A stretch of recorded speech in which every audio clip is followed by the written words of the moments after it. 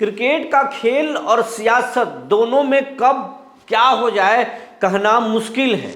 दोनों का खेल बहुत रोचक होता है और हम बताने जा रहे हैं कि पिछले 24 घंटे में बिहार का जो सियासत है वो काफ़ी बदला है, उलटफेर हुआ है।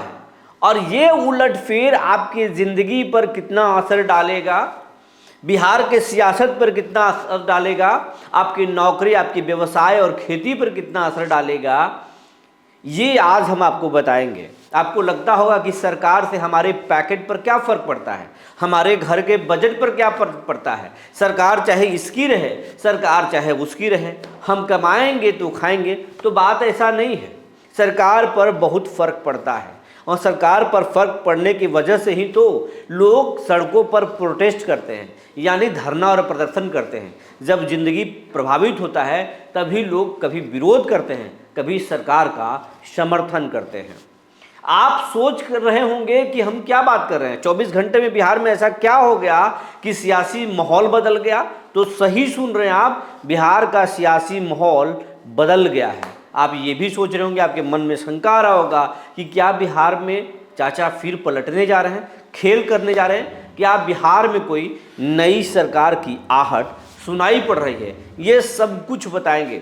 जी नमस्कार, मैं हूं विपुल कुमार और आप देख रहे हैं सूर्य बिहार डिजिटल न्यूज़। अब हम बिहार के तमाम दर्शकों से, उत्तर भारत के दर्शकों से ये आग्रह करना चाहते हैं, अपील करना चाहते हैं, ये आपका चैनल है, आपके प्यार आशीर्वाद से हम लगातार यूट्यूब और फेसबुक पर आगे बढ़ रहे हैं। लेकिन अभी भी हमारे 80% ऐसे दर्शक हैं जो चैनल को लाखों की संख्या में रोजाना देखते हैं, लेकिन चैनल के सब्सक्राइबर नहीं हैं, फॉलोअर नहीं है। तो अगर आप अभी तक अपने इस चैनल को यूट्यूब पर सब्सक्राइब नहीं किया है तो सब्सक्राइब कर लीजिए, बेल आइकन को दबा लीजिए। अगर आप हमें फेसबुक पर देखते हैं तो पेज को फॉलो करना ना भूलें।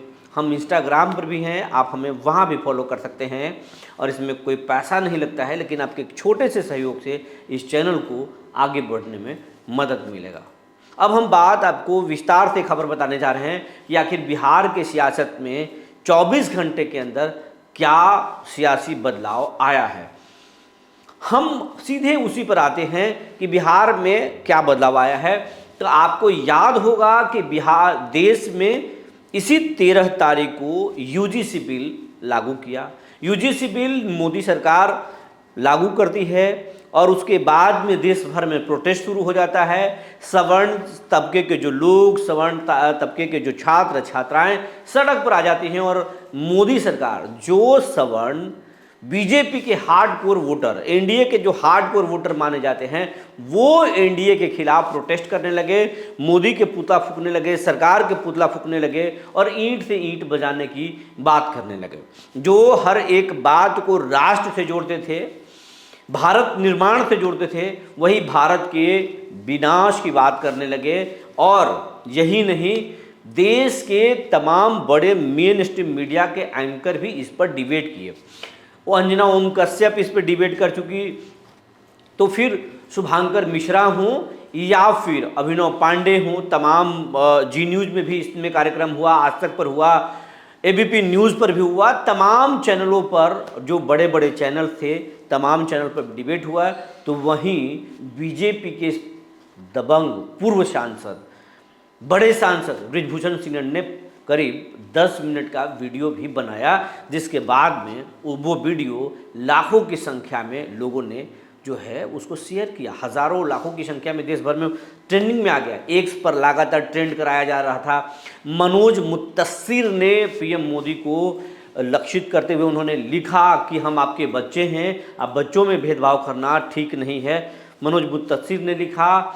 उसके बाद में देश के कई बड़े सेलिब्रिटी, बड़े लेखक, तमाम लोग, लॉयर, तमाम लोग लिखने लगे, लेकिन सरकार जो है खामोश रही। प्रधान जो धर्मेंद्र प्रधान हैं उनको सफाई देनी पड़ी, बीजेपी पूरी तरह से घिर गई। लेकिन इसके बाद ही बीजेपी जब तक फैसला लेती तब तक कोर्ट ने इस पर रोक लगा दिया। लेकिन आप कह रहे होंगे, आप मन में आ रहा होगा कि बिहार में बदला क्या। तो हाँ, बिहार में ये बदला कि जो मोदी सरकार ने यूजीसी बिल लाया, जो सख्त बिल लाया कि अब एससी, एसटी, ओबीसी बच्चों के साथ अगर जातीय भेद हुई तो फिर ना सिर्फ कॉलेज से उन्हें बाहर निकाला जा सकता है, दंडित किया जा सकता है, यूजीसी की जो एक कमेटी बनेगी वो दंडित कर सकता है, कॉलेज से बाहर निकाल सकता है, बल्कि हवालात भी भेजा जा सकता है। और एक तरह से सवर्ण को दोषी मान लिया गया था, उसमें झूठी शिकायत करने वाले पे भी कोई एक्शन नहीं होगा। इसी बात को लेकर बवाल हो रहा था। तो इस पर जो बीजेपी के सहयोगी पार्टी है और बिहार की जो बड़ी पार्टी, बीजेपी के जो बड़े भाई की भूमिका में है नीतीश कुमार, जेडीयू के 12 सांसदों के और नायडू के सांसदों के बदौलत ही मोदी की सरकार केंद्र में टिकी हुई है। लेकिन इस बिल पर मोदी के साथ नीतीश खड़े नजर नहीं आए। नीतीश न सवर्णों के पक्ष में खड़े आए, न नीतीश एसी एसटी ओबीसी के समर्थन में आए। एकदम तटस्थ रहे, जैसे यूक्रेन और रूस के विवाद में इंडिया तटस्थ नजर आया, उसी तरीके से नीतीश भी इसमें तटस्थ नजर आए। और नीतीश उनके साथ नजर नहीं आए, मोदी के साथ नजर नहीं आए। वहीं कांग्रेस, आप इस खबर को देख लीजिए, ये खबर देख लिए आप। नीतीश कुमार के हालांकि कई नेता, उमेश कुशवाहा ने इसमें प्रेस कॉन्फ्रेंस किया और एक तरह से इस बिल का मौन समर्थन किया। नीतीश खुद नहीं बोल रहे हैं, लेकिन उनके लोग बोल रहे हैं कि ये बिल सही है, और लेकिन नीतीश उसके बिल के साथ कहीं नहीं रहे। नीतीश मोदी के साथ राय नहीं खाए। वहीं कांग्रेस, जो महागठबंधन की आरजेडी के सबसे बड़ी सहयोगी है, या केंद्र देश में सबसे बड़ी जो पार्टी है विपक्ष के, कांग्रेस इस बिल का समर्थन किया। वहीं आरजेडी भी इस बिल का समर्थन कर दिया, लेकिन बीजेपी इसमें घिरी हुई है। जब कोर्ट के फैसले आ गए, तब सम्राट चौधरी का बयान आया कि सरकार जो है वो कोर्ट के फैसलों की सम्मान करेगी। ये खबर को देख लीजिए,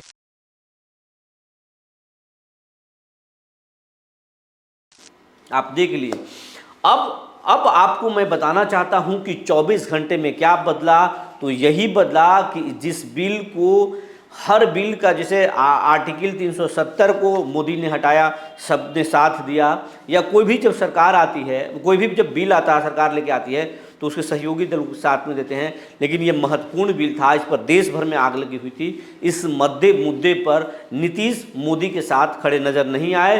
मोदी, एक तरह से नीतीश आरजेडी के साथ राय रखते हैं और आरजेडी भी नीतीश कुमार के साथ राय रखती है। अंदर खाने से जानकारी ये है कि तेजस्वी यादव और नीतीश कुमार के बीच में एक गुफ्तगू, दोनों के बीच में एक बीच का जो मीडिएटर है, वो बीच का मीडिएटर बात भी कर रहा है। और इस बिल पर जो है बीजेपी घिरी हुई है। नीतीश भी चाहते हैं कि इसमें बीजेपी घिर जाए, तेजस्वी भी चाहते हैं इसमें घिर जाए।